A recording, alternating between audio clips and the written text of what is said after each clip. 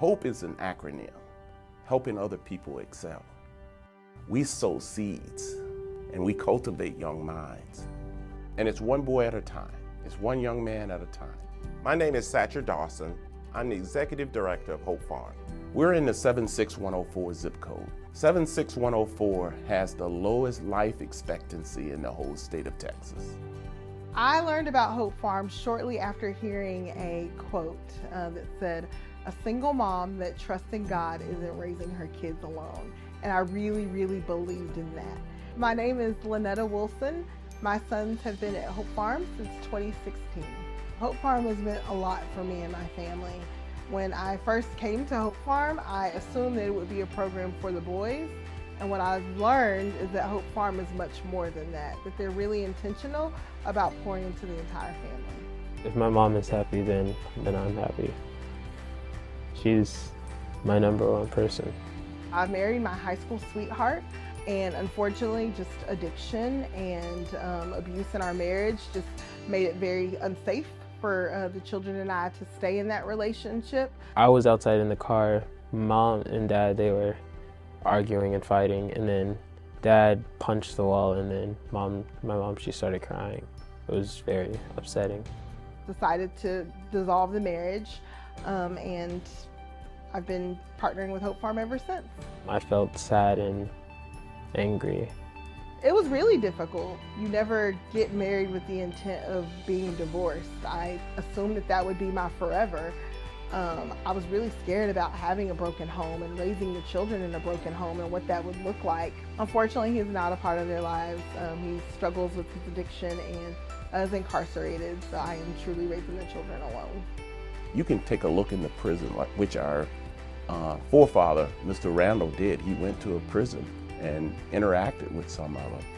And the main thing that they had in common there was that they all grew up without a father in the home. Moms can do a lot of great things, but they cannot teach their son how to be a man. I think the biggest problem with inner city, low-income families is due to single-parent household.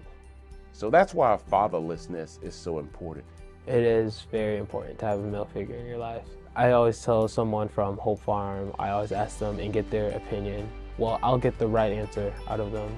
Not having someone in the home for those lessons, those connections that only a father can provide are detrimental, but through my partnership with Hope Farm and our relationship here, they have that. Jeremiah knows that he can reach out to Mr. Mario or Mr. Dawson and have conversations that maybe he wouldn't feel comfortable having with me. Our goal is to transform these underserved youth into men of integrity.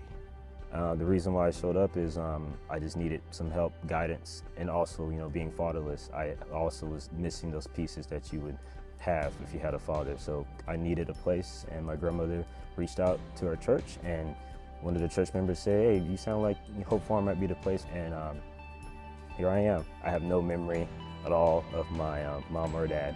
My dad, I believe he committed suicide, and I don't know what happened to my mother. I definitely wouldn't be as successful as I am today, and with the teachings and guidance that Hope Farm has given me.